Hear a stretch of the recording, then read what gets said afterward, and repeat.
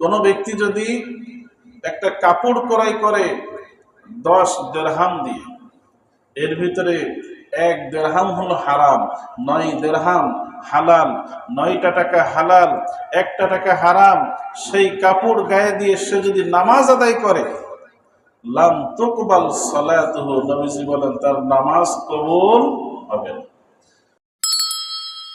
الحمد لله نحمده ونستعينه ونستغفره ونؤمن به ونتوكل عليه ونعوذ بالله من شرور أنفسنا ومن سيئات أعمالنا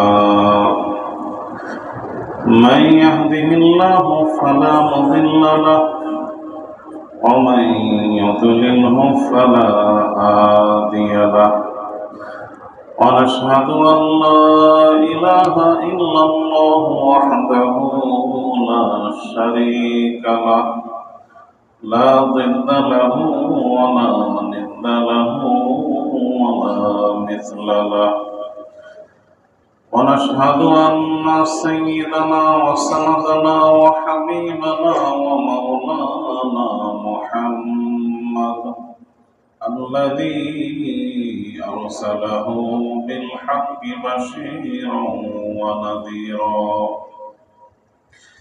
وداعيا إلى الله بإذنه وسراجا منيرا أما بعد فأعوذ بالله من الشيطان الرجيم بسم الله الرحمن الرحيم يا أيها الناس كلوا مما في الأرض حلالا طيبا ولا تتبعوا خطوات الشيطان إنه لكم عدو مبين وقال النبي صلى الله عليه وسلم طلب كسب الحلال فريضة بعد الفريضة أو كما قال عليه الصلاة والسلام صدق الله مولانا العظيم وصدق رسوله النبي الكريم ونحن على ذلك من الشاهدين والشاكرين والحمد لله رب العالمين محبت الشهد ذو الشريف بعد اللهم صل على محمد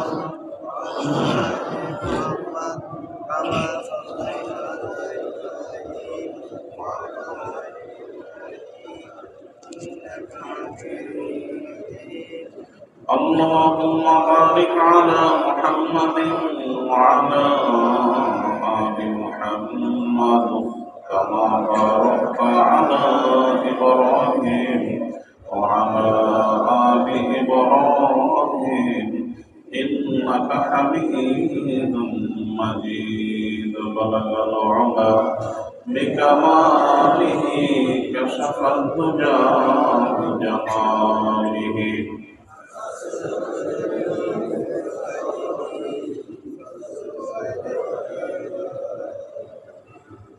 درفشانی نے تیری قطروں کو دریا کر دیا درفشانی نے تیری قطروں کو دریا کر دیا دل کو روشن کر دیا آنکھوں کو بینا کر دیا بلغ العلا بكماله كشف الدجى بجماله حسنت جميع خصاله صلوا عليه وآله محترم حاضرين الله رب العالمين দরবারে লাখো কোটি শুকরিয়া যে রব্বুল আলামিন দয়া করে মেহেরবানি করে আমাদেরকে তার ঘর মসজিদে জুমার নামাজ আদায়ের জন্য আসার তৌফিক দান করেছেন। সে রব্বুল আলামিনের দরবারে মন খুলে শুকরিয়া আদায় করি, আলহামদুলিল্লাহ। যে মাসআলাটা আমাদের জীবনের সাথে সম্পৃক্ত, ইবাদত বন্দেগী কবুলের সাথে সম্পৃক্ত, সেই মাসআলাটা হলো রিজিকের মাসআলা, হালাল রিজিকের বিষয়। এক হাদিসের ভিতরে নবী করিম সাল্লাল্লাহু আলাইহি ওয়াসাল্লাম ইরশাদ করেছেন যে মানুষ অনেক বেশি ইবাদত বন্দেগী করতে থাকে, কিন্তু তার খাবারটা হারাম, তার পোশাকটা হারাম। সে আল্লাহ তাআলার কাছে আশা করে যে তার ইবাদত কবুল হবে, কিন্তু এই হারাম খাবার, হারাম পোশাক এর মাধ্যমে যে ইবাদত করা হয়, আল্লাহ তাআলা এই ইবাদত কবুল করেন না। এমনি ভাবে একটা মানুষ পেরেশান, তার চুল এলোমেলো, তার কাপড়ে ধুলাবালি মেখে আছে, অনেক কষ্টে আছে, আল্লাহকে ডাকতে থাকে, কিন্তু তার খাবারও হারাম, পোশাকও হারাম। আল্লাহ তাআলা এই দোয়াকেও কবুল করেন না। এই জন্য রিজিকের বিষয়টা অত্যন্ত গুরুত্বপূর্ণ বিষয়। কোরআন মাজিদের 12 পারার যে প্রথম আয়াত, সূরা হুদের 6 নম্বর আয়াত, 12 পারাটা শুরুই হয়েছে যে আয়াতের ভিতরে। প্রথমত এই আয়াতের ভিতরে আল্লাহ ঘোষণা দিয়েছেন যে এই দুনিয়ার ভিতরে যত মাখলুকাত আছে, মানুষ হোক, জিন হোক, পশু পাখি, কীট পতঙ্গ, এই সকলের রিজিকের দায়িত্ব কার? আল্লাহ। সকলকে আল্লাহ রিজিক দিয়ে থাকেন, এতে কোনো সন্দেহ নাই। আমাদের সকলকে আল্লাহ রিজিক দিয়ে থাকেন। وما من دابة في الأرض إلا على الله رزقها ويعلم مستقرها ومستودعها كل في كتاب مبين। দাব্বা মানে চতুষ্পদ জন্তু, যে কোনো প্রাণী যেখানেই থাকুক, তার রিজিকের দায়িত্ব হলো আল্লাহ তাআলার দায়িত্বে ন্যস্ত। এই আয়াতে তাফসীর করতে গিয়ে বিখ্যাত তাফসীর গ্রন্থ তাফসীরে কুরতুবী, ইমাম কুরতুবী রাহমাতুল্লাহ আলাইহি বিশাল যে তাফসীর গ্রন্থ লিখেছেন, এই আয়াতের অধীনে একটা ঘটনা আনছেন, সাহাবায়ে কেরামের ঘটনা। হযরত আবু মুসা আশআরী এবং হযরত আবু মালিক আশআরী রাদিয়াল্লাহু আনহুম, ওনারা একটা কাফেলা নিয়ে ইয়ামান থেকে হিজরত করে মদিনায় আসলেন। নবী করিম সাল্লাল্লাহু আলাইহি ওয়াসাল্লামের নিকটে আসলেন। মদিনায় আসতে আসতে খাবার দাবার শেষ, কাফেলার সকলেই ক্ষুধার্ত, খাবারের প্রয়োজন। কি করা যায়? এখানে তো কাহারোর সাথে পরিচয় নাই। সিদ্ধান্ত হলো সকলের পক্ষ থেকে একজন প্রতিনিধি নবী করিম সাল্লাল্লাহু আলাইহি ওয়াসাল্লামের নিকটে যাবে, যে প্রয়োজন পেশ করবে, ইয়া রাসূলুল্লাহ, আমরা মুসাফির, ইয়ামান থেকে আসছি, খাবারের কিছুই নাই, অনেক ক্ষুধার্ত, আমাদের কিছু খাবারের ব্যবস্থা করে। ওই ব্যক্তি আল্লাহ রাসূলের ঘরের জানালার কাছে যখন গেল, দরজায় নক করবে, আল্লাহ রসুলকে আহ্বান করবে, ডাকবে, নবী করিম সাল্লাল্লাহু আলাইহি ওয়াসাল্লাম ঘরে কোরআন মাজিদ তেলাওয়াত করতেছিলেন। ওই ব্যক্তি যখন জানালার কাছে গেছে, এই আয়াতটাই তেলাওয়াত করছিলেন, ওমা মিন দাব্বাতিন ফিল আরদি ইল্লা আলাল্লাহি রিজকুহা, যার অর্থ হলো যে সমস্ত মাখলুকাতের রিজিকের দায়িত্ব হলো আল্লাহ। সাহাবী তো মনের ভিতরে এরকম তাওয়াক্কুল আছে, সাথে সাথে চিন্তা করলেন, আল্লাহ তাআলা যেহেতু এই আয়াত আমাকে শোনাইছেন, ইনশাআল্লাহ আমাদের রিজিকের ব্যবস্থাও আল্লাহ করবেন। নবীজির কাছে আর প্রয়োজন পেশ করেন নাই, তাওয়াক্কুল করছেন কার উপরে? আল্লাহর উপরে। এরপরে চলে আসছেন, এসে ওই আয়াত অনুযায়ী সকলকে সুসংবাদ দিচ্ছেন যে তোমাদের রিজিকের ব্যবস্থা অতি শীঘ্রই হবে ইনশাআল্লাহ। কিছুক্ষণ পরে দুই ব্যক্তি, আসলে তারা ছিল ফেরেশতা, দুই ব্যক্তি রুটি ভরা খাঞ্চা, গোশত ভরা খাঞ্চা পাত্র নিয়ে তাদের সামনে উপস্থিত, সকলে খাওয়া শুরু করে দেয়। আল্লাহ রসুল কিন্তু জানেও না এই ঘটনা। সকলে মিলে রুটি খাইলো, গোশত খাইলো, সকলে খাওয়ার পরেও শেষ হয় নাই, খাবার বেঁচে আছে। তো অন্যরা তো আর ঘটনা জানে না, মনে করছে আল্লাহ রসুলই হয়তো পাঠিয়েছে। এজন্য অবশিষ্ট খাবার নবী করিম সাল্লাল্লাহু আলাইহি ওয়াসাল্লামের নিকটে নিয়ে গিয়ে বলল, ইয়া রাসূলুল্লাহ, আপনি যে হাদিয়া পাঠাইছেন আলহামদুলিল্লাহ, আমরা পেট ভরে খাইছি, এইটা অবশিষ্ট আছে, আমরা আপনার নিকটে আনলাম, আপনি আরো যাদেরকে ইচ্ছা দিতে পারেন। নবীজি বলেন, কই, আমি তো তোমাদের জন্য কোনো খাবার পাঠাই নাই।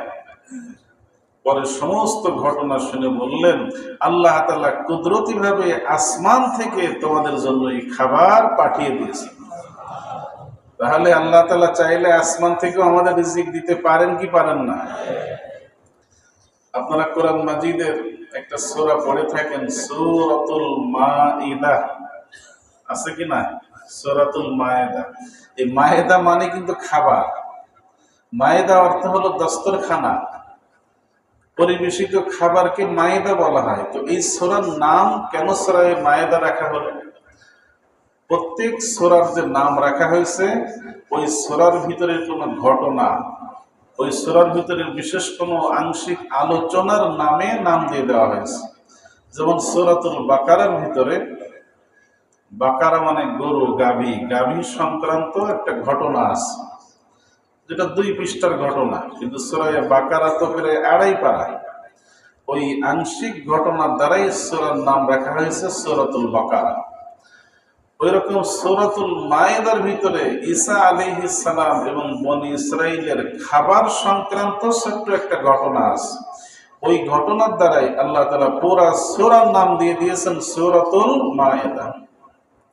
সেখানেও আসমান থেকে রিজিকের ঘটনা।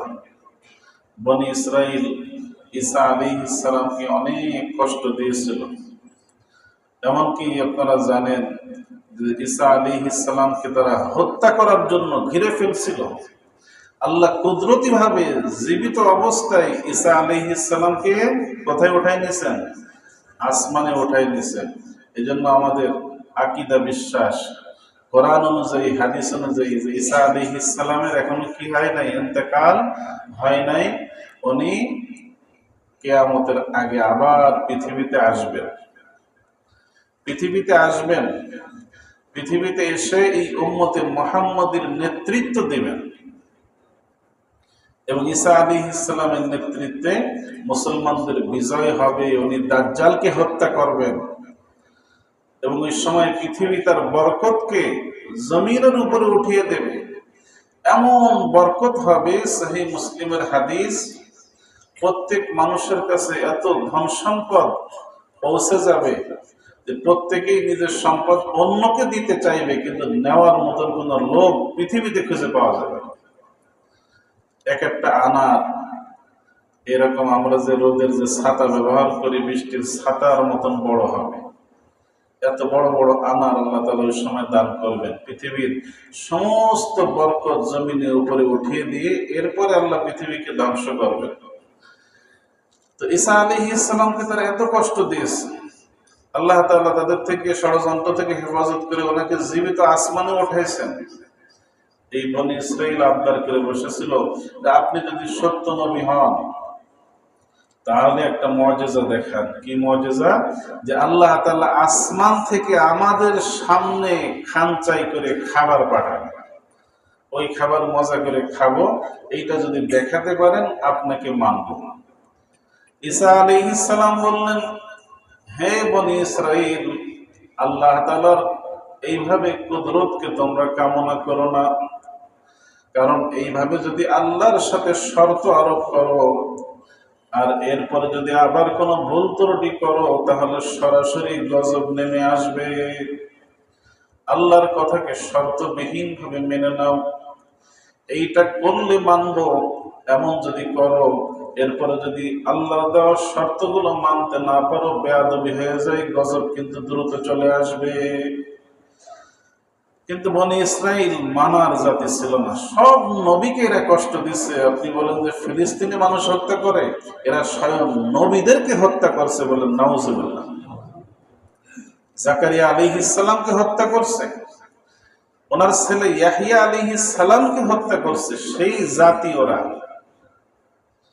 বলল না, যতই বলো ওই আসমানি খাবার না দেখা পর্যন্ত ঈমান আনব না। ঈসা আলাইহিস সালাম আল্লাহ তাআলার কাছে দোয়া করেছিলেন, আল্লাহ তাআলা আসমান থেকে মা ইদাহ পাঠাইছিলেন। এটা আল্লাহর ভাষা, আল্লাহর পক্ষ থেকে এরকম বিরাট এক খানসা আসলো, খানসার ভিতরে রুটি ছিল এবং ভুনা করা মাছ ছিল। কিন্তু আল্লাহর দেওয়া শর্ত অনুযায়ী তারা কিন্তু সেই খাবার খাইতে পারে নাই। সেই খাবারের সাথে যেই যেই ব্যবহার আল্লাহ করতে বলছিলেন সেটা করতে পারে নাই, গজব কিন্তু নেমে আসছে। তো যাই হোক, লম্বা ঘটনা, আমার মূল উদ্দেশ্য হলো এই রিজিক আল্লাহ আসমান থেকে সরাসরি পাঠাইছিলেন। তাহলে রিজিক আল্লাহ আসমান থেকেও পাঠাতে পারেন কি পারেন না? মুসা আলাইহিস সালামের ঘটনা দেখেন। মুসা আলাইহিস সালাম বনি ইসরাইল সহ ফিলিস্তিনের পাশে একটা ময়দান ছিল, নাম হলো ময়দানে তিহ। তাফসীরের কিতাবে যে ময়দানের নাম লেখা হয়েছে ময়দানে তিহ, তাদের অবাধ্যতার কারণে ওই ময়দানে আল্লাহ 40 বছর এদেরকে আটকে রাখছিলেন। এরা হাজার চেষ্টা করলেও বের হতে পারত না। সকালবেলা রওনা হতো, সন্ধ্যাবেলা মনে করতো যে মিরপুর থেকে একেবারে যাত্রাবাড়ি পৌঁছে গেছে, মনে করতো উত্তরা পার হয়ে গেছি। এরপরে রাতে ঘুমিয়ে যেত, সকালবেলা উঠে থেকে আবার মিরপুরেই শোয়াস। এইভাবে আল্লাহ তাআলা 40 বছর ওই ময়দানে এদেরকে আটকে রাখছিলেন। কোনো খাবার দাবারের ব্যবস্থা তো তাদের কাছে ছিল না, চাষবাসের ব্যবস্থা ছিল না, কাপড়ের ব্যবস্থা ছিল না। এই 40 বছর তাদের কাপড় ফাড়ে নাই, ছেড়ে নাই। 40 বছরে ছোটরা বড় হয়েছে, কুদরতি ভাবে শরীরের কাপড়ও আল্লাহ বড় করে দিয়েছেন। এবং ময়দানের তিহের ভিতরে ওই খাবার আল্লাহ দিয়েছিলেন যেটা কোরআন মাজিদের নাম আসছে মান্না ও সালওয়া। নাম শুনেছেন কিনা? মান্না আর সালওয়া। মান্না হলো সন্দেশ মিষ্টির মতো। রাতে ঘুমাতো, সকালবেলা উঠে দেখতো গাছের পাতায় পাতায়, বর্তমানে যে ভালো মিষ্টান্ন ভান্ডার গুলোতে যে ছানা মিষ্টি পাওয়া যায়, এই ছানা মিষ্টির মতন ছানা পাতার উপরে জমে আছে। এইটা তারা চেঁচে চেঁচে নিয়ে আসতো, এই ছানা মিষ্টি। এটা হলো মান্না। আর সালোয়া হলো কবুতরের থেকে একটু ছোট ধরনের পাখি, যেটা বর্তমানে আমরা কোয়েল পাখির যে সাইজ গুলো দেখি, এই ধরনের পাখি সব গাছে হাজারো হাজারো বসে থাকতো, ধরতে গেলে উঠতো না। আল্লাহ কুদরতি ভাবে দিয়ে দিয়েছিলেন এই দুইটা খাবার ফিরি ফিরি, যে মান্না খাও আর সালওয়া পাখি খাও। এখনো আরব দেশে এই সালওয়া পাখি পাওয়া যায়, খুব বিরল। 40 বছর এইটা তাদেরকে আল্লাহ খাওয়াইছেন কোনো পরিশ্রম ছাড়া, আসমানি ভাবে কুদরতি ভাবে আল্লাহ তাদেরকে রিজিক দান করেছেন। সুতরাং রিজিক দেওয়ার মালিক কে? তো আল্লাহ চাইলে আমাদেরকেও আসমান থেকে এভাবে খাওয়াতে পারেন, কিন্তু এই সিস্টেম আল্লাহ স্বাভাবিকভাবে রাখেন নাই। আল্লাহ বলছেন মেহনত করো, খাও। فَإِذَا قُضِيَتِ الصَّلَاةُ فَانتَشِرُوا فِي الْأَرْضِ وَابْتَغُوا مِنْ فَضْلِ اللَّهِ।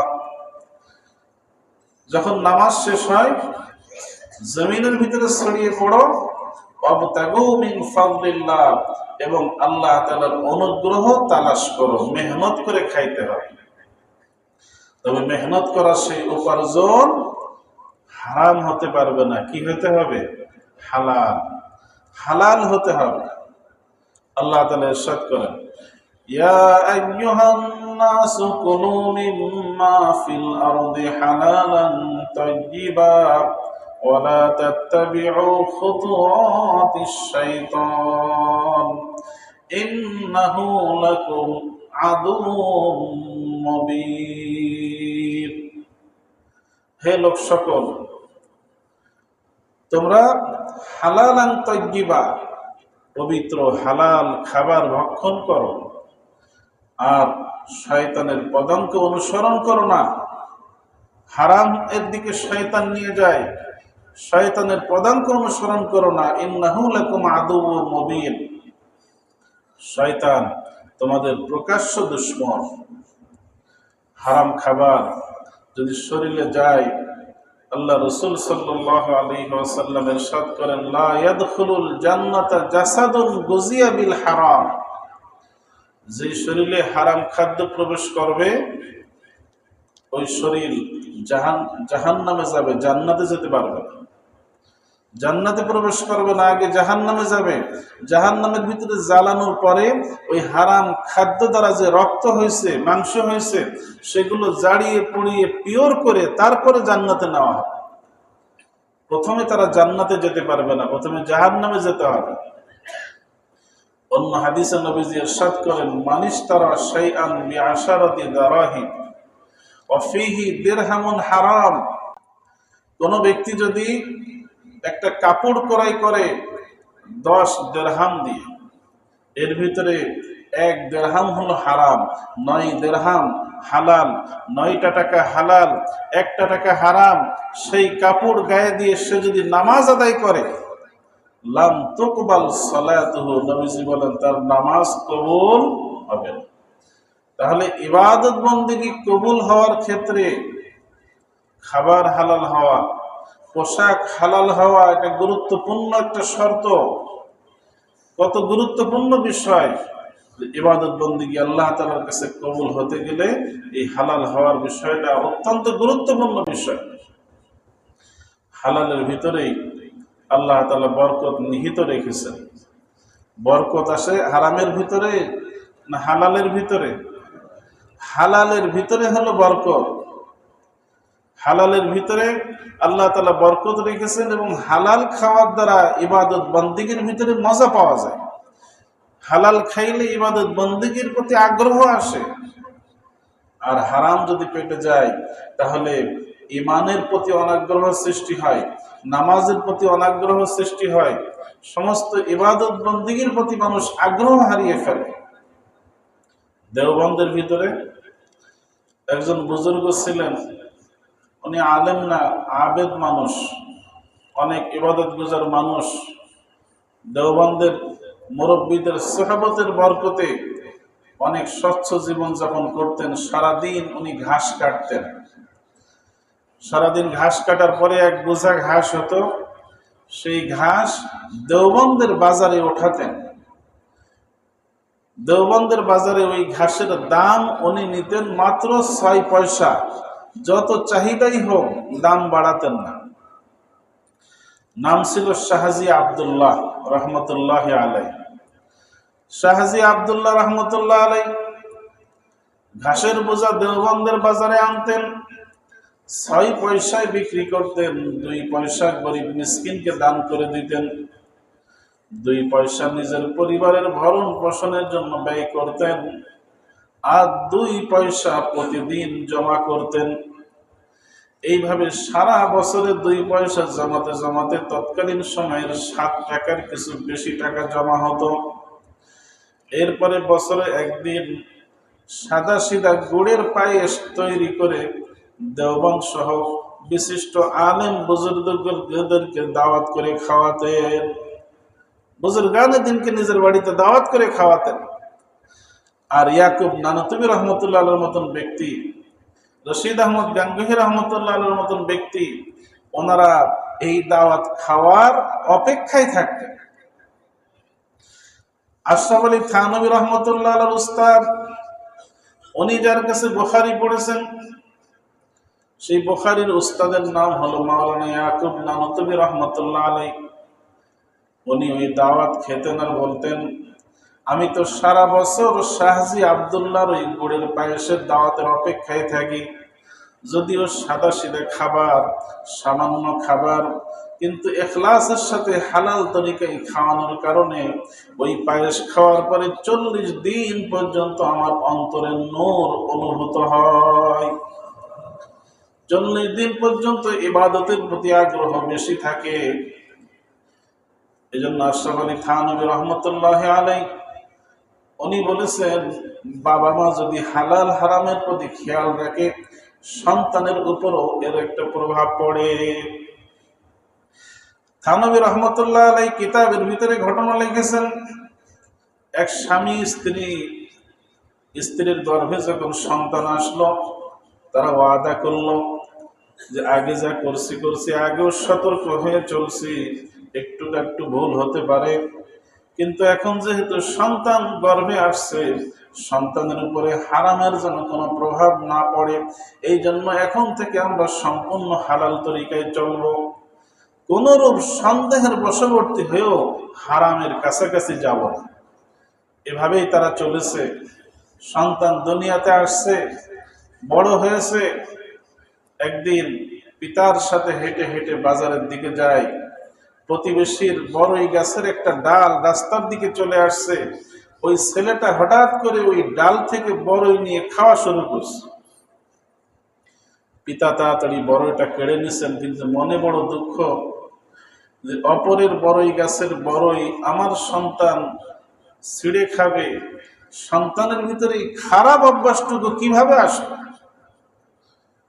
বাড়িতে এসে গোপনে স্ত্রীকে ডেকে জিজ্ঞাসা করছে, এই হলো ঘটনা, মনটা আমার দুঃখে ভারাক্রান্ত, তুমি একটু মনে করে দেখো তো, আমি তো এই সন্তান তোমার গর্ভে আসার পর থেকে আজ পর্যন্ত কোনো হারামের ধারের কাছেও যাই নাই, তোমার দ্বারা এমন কিছু হয়েছে কিনা?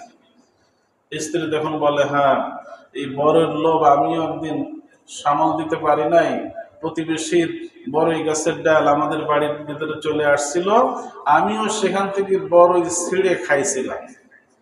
থানবী রহমতুল্লাহ আলাইহি ঘটনা লিখে বলেন যে ওই যে মা অপরের গাছের বড়ই ছিঁড়ে খাইছিল, এর প্রভাব কার উপরে পড়ছে? সন্তানের উপরে পড়ছে, সন্তানের উপরে পড়ছে। এজন্য হালালেরও আসর আছে, হারামেরও আসর আছে, প্রতিক্রিয়া আছে। হারামের ভিতরে বরকত নাই, দেখতে মনে হয় অনেক কিছু, আসলে বরকত নাই। বরকত আছে কিসের ভিতরে? হালালের ভিতরে। বরকতের বিশ্বাস আমাদের আছে না নাই? বরকত দেওয়ার মালিক কে? বরকতের একটা ঘটনা শোনায় হযরত আবু হুরায়রা রাদিয়াল্লাহু আনহু, সাহাবা ইকরামের ভিতরে অনেক বিখ্যাত সাহাবী, যেই সাহাবীর হাদিস আমরা কিতাবের ভিতরে সব থেকে বেশি পাই, যিনি সব থেকে বেশি হাদিস বয়ান করছেন, মর্যাদার দিক দিয়ে অন্যান্য সাহাবী হযরত আবু বকর, ওমর, ওনারা অনেক ঊর্ধ্বে, কিন্তু আমাদের কাছে যার হাদিস সব থেকে বেশি পৌঁছেছে সেই সাহাবীর নাম কি? হযরত আবু হুরায়রা রাদিয়াল্লাহু আনহু। আপনি বুখারীর পাতা উল্টান, মুসলিম শরীফের পাতা উল্টান, মিশকাত শরীফের পাতা উল্টান, আবু দাউদ, তিরমিজি, মুসনাদে আহমদ, মুসনাদে দাইলামি, মুস্তাদরাকে হাকিম, যত হাদিসের কিতাবে পাতা উল্টাবেন, একেবারে প্রতি পৃষ্ঠায় কোন সাহাবীর নাম না থাকলেও কার নাম থাকবে? আবু হুরায়রা রাদিয়াল্লাহু আনহু। কোন এক পৃষ্ঠা মিস গেলেও দ্বিতীয় পৃষ্ঠায় পাবেন।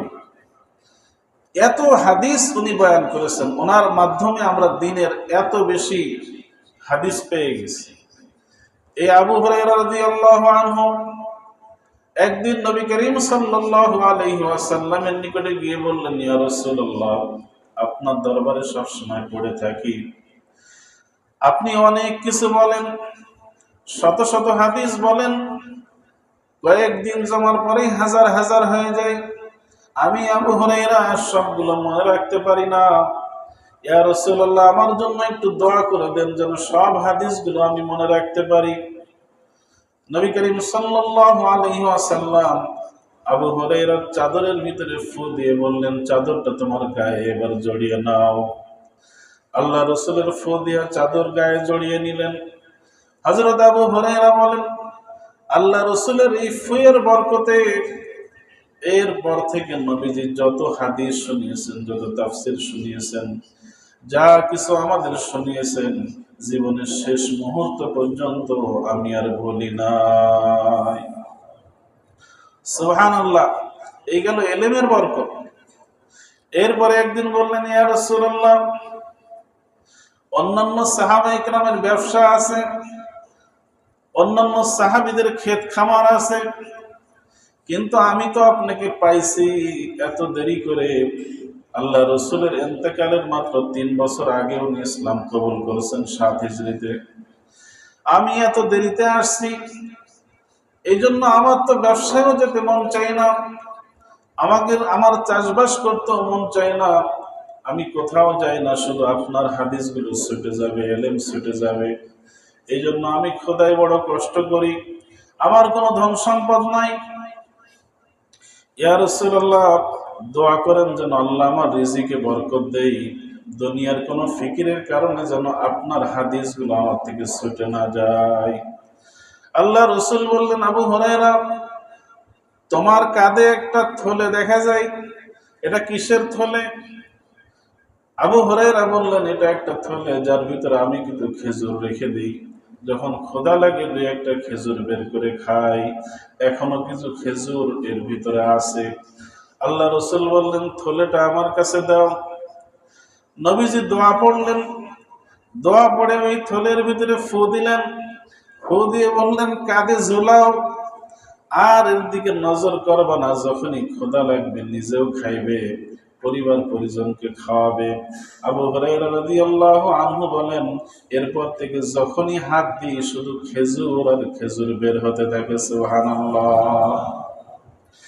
দুরফেশানি নে তেরি কতরোं को दरिया कर दिया, दुर्फिशानी ने तेरी कतरों को दरिया कर दिया, दिल को रोशन कर दिया, आँखों को बीना कर दिया।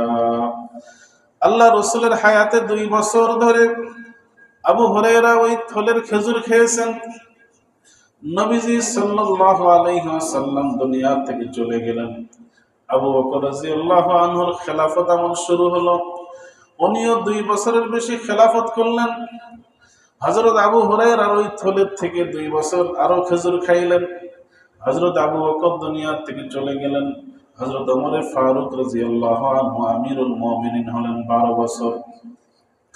12 বছর উনি শাসন করছেন। এই 12 বছর হযরত আবু হুরায়রা ওই থলের খেজুর খাইছেন। কত বরকত দেখেন। নবীজির হায়াতে খাইলেন কয় বছর? 2 বছর, শেষ হয় নাই। আবু বকর রাদিয়াল্লাহু আনহুর আমলে খাইলেন 2 বছর, শেষ হয় নাই। ওমর ফারুক রাদিয়াল্লাহু আনহুর আমলে খাইলেন 12 বছর, 12 আর 4 16 বছর খাইলেন। থলের খেজুর শেষ হয় নাই, নতুন করে কিন্তু ভরেন নাই। কার দোয়ার বরকত? আল্লাহর নবী দোয়া করছেন, আর দেওয়ার মালিক কে? ওমর ফারুক রাদিয়াল্লাহু আনহু দুনিয়াতে চলে গেলেন। এরপর ওসমান রাদিয়াল্লাহু আনহুর খেলাফত শুরু হলো। আমিরুল মুমিনিন উনি হলেন 13 বছর থাকলেন। এই 13 বছরও খাইলেন। 16 আর 13 29 বছর। এক ফুয়ের বরকতে 29 বছর খেজুর খাওয়ার পরে যে শেষ হয়েছে তা না। ওসমান রাদিয়াল্লাহু আনহুকে আপনারা জানেন, মুনাফিকরা শহীদ করে দিয়েছিল। উনি কোরআন পড়া অবস্থায় ওনার উপরে খঞ্জর চালানো হয়েছিল। ওসমান রাদিয়াল্লাহু আনহু যখন শহীদ হয়ে গেলেন, খবর চারিদিকে ছড়িয়ে পড়ল। তখন সাহাবা একরাম ওনার জন্য বের হয়ে আসছিলেন। হযরত আবু হুরায়রাও পেরেশান হয়ে, আল্লাহ রাসূলের জামাই, যিনাকে জান্নাতের সুসংবাদ দেওয়া হয়েছে, যিনি আমিরুল মুমিনিন, ওনাকে শহীদ করা হয়েছে, অস্থির হয়ে ঘর থেকে বের হয়ে আসছেন। আর ওই থলে তো গাড়ে আছে, দীর্ঘদিন হওয়ার কারণে থলের রশিটা দুর্বল হয়ে গেছিল। এই মানুষের ভিড়ে দৌড়াদৌড়িতে কোন দিক থেকে যে ঘাট থেকে পড়ে গেছে উনি আর টের পাননি। অনেক খোঁজাখুঁজি করলেন মদিনার ভিতরে, কিন্তু ওই বরকতের থলি আর খুঁজে পান নাই। আর তার রিজিকের সময়টা শেষ। এই জন্য আবু হুরায়রা রাদিয়াল্লাহু আনহু বারবার বলতেন, হযরত ওসমান রাদিয়াল্লাহু আনহুর শাহাদতের দিন সবার পেরেশানি হলো একটা, যে হযরত ওসমানকে শহীদ করে দেওয়া হয়েছে। সবার জন্য এই একটা দুঃখ, আর আমার জন্য দুঃখ হলো 2টা, হযরত ওসমানের শাহাদত আর আমার থলেটা হারিয়ে যাওয়া। এই 2টা দুঃখ আমার। তো এই বরকত কে দান করেন? আল্লাহ। এই বরকত কি হারামের ভিতরে না হালালের ভিতরে? হারাম অনেক কারণে হয়ে যায়। উপার্জনগুলো বেখেয়াল করলে অনেক কারণে উপার্জন হারাম হয়ে যায়। শরীয়তে এগুলো চিহ্নিত করে দেওয়া আছে। যেমন কয়েকটা আপনাদেরকে শোনাই। যারা যে দায়িত্বে থাকে, যারা সরকারি হোক বেসরকারি হোক, যে কোনো দায়িত্ব তার উপরে ন্যস্ত আছে, যেইভাবে চুক্তি আছে, ওই দায়িত্বে যদি অবহেলা করা হয়, ওই দায়িত্বের কাজে যদি ফাঁকি দেওয়া হয় তাহলে এর বিনিময়ে যে বেতনগুলো আসে সেগুলো পরিপূর্ণ কি হয় না, হালাল হয় না। অনেক সময় শোনা যায় যে অমুক জায়গায় চাকরিতে আছে 3 মাস ধরে শুধু কিভাবে সাইন করার ব্যবস্থা করে ডিজিটাল ভাবে, কিন্তু কর্মস্থলে 1 বছর ধরে অনুপস্থিত, বেতন উঠিয়ে নিয়ে যায়, এমন কথা আপনারা শুনছেন কি শুনেন নাই? এটা কি হালাল না হারাম? তাহলে যে কোনো পদে থেকে, শুধু এটা না, যে কোনো পদে থেকে দায়িত্ব অবহেলা করে কাজে ফাঁকি দিয়ে বেতন তুললে সেটাও কিন্তু হারাম হয়ে যায়। এমনিভাবে কোনো ব্যক্তির মাল সন্তুষ্টি ব্যতীত যদি আমি সেটাকে আত্মসাৎ করি, সন্তুষ্টি ব্যতীত জোর করে নিয়ে নিই, তাহলে সেটাও কিন্তু হারাম হবে। ছোটখাটো উদাহরণ দেখলে আপনি দেখবেন যে এমনি গরিব মানুষ বাদাম বিক্রি করে, বুট বিক্রি করে, এরকম মহল্লার অনেকে আছে যে ওখানে দাঁড়িয়ে গল্প করতে করতেই 50 গ্রাম শেষ, 1টা 2টা করে নিতেই থাকে, সম্পর্ক তার সাথে গল্প করতেছে, এরকম আছে না নাই? আপনি বলবেন যে এমনি দেই, এর পুঁজি কয়টা যে আপনারা প্রতিদিন এইভাবে ফ্রি খাওয়াবে? আপনি আপনার প্রভাব খাটিয়ে নিজের স্বভাবটা এরকম, সব সময় 2-5টা বাদাম ফ্রি খাইতেই থাকে। এরকম অনেক ক্ষেত্রে আছে যে সে আমার প্রতি সন্তুষ্ট না, বিভিন্ন ভোলাই ভালাই তার মালটা আমি নিয়ে নিলাম, এটা কি হালাল না হারাম? এতটুকু বিষয়েও সতর্ক হতে হবে। ইব্রাহিম ইবনে আদহাম রহমতুল্লাহ আলাই মক্কা একবার খেজুর উনি কিনছিলেন, কয়েক কেজি খেজুর। মক্কা থেকে উনি ফিলিস্তিনের মসজিদে বাইতুল মুকাদ্দাসে যাবেন। ওই খেজুর কিনতেছে, কয়েকটা খেজুর নিচেই পড়ে গেছে। ইব্রাহিম ইবনে আদহাম রহমতুল্লাহ আলাই মনে করছেন যে এটা বোধহয় ওনার থেকে পড়ছে। আসলে ওনার থেকে পড়ে নাই, পড়ছে হলো সেই বৃদ্ধ ব্যবসায়ীর খেজুর। উনি সেটাকে নিজের ভিতরে তুলে নিয়ে বাইতুল মুকাদ্দাসের দিকে রওনা হয়েছেন। কিভাবে? অল্প একটু যান 2 রাকাত নামাজ পড়েন, অল্প একটু যান 2 রাকাত নামাজ পড়েন, এইভাবে এরকম 4 মাসে উনি বাইতুল মুকাদ্দাস পৌঁছছেন। আর কত হাজার রাকাত যে পড়ছেন তার কোনো হিসাব নেই। বাইতুল মুকাদ্দাসে পৌঁছানোর পরে ক্লান্ত হয়ে বারান্দায় ঘুমিয়ে গেছেন। ঘুমের ভিতরে স্বপ্ন দেখেন 2জন ফেরেশতা ওনাকে সতর্ক করার জন্য আসছে। একজন আর একজনকে বলতেছে যে এই ব্যক্তি অনেক কষ্ট করে মক্কা থেকে নামাজ পড়তে পড়তে বাইতুল মুকাদ্দাসে আসছে, কিন্তু ওই যে মক্কা থেকে কিছু হারাম খেজুর উঠাই নিয়েছিল, অন্যর খেজুর, সন্তুষ্টি ছাড়া অন্যর মাল খাইতে খাইতে আসছে, এই জন্য পুরা রাস্তার এই শত শত হাজার হাজার রাকাত নামাজ একটুও কবুল হয় না।